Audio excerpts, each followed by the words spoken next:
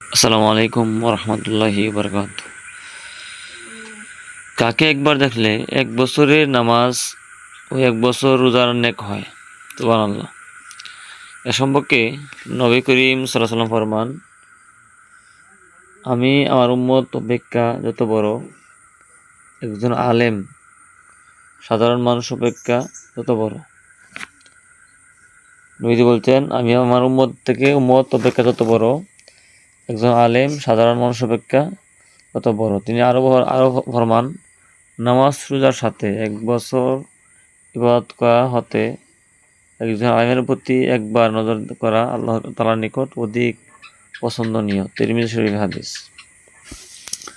কোনো সাধারণ মানুষ যদি একজন আলেমের প্রতি নজর করে, তাহলে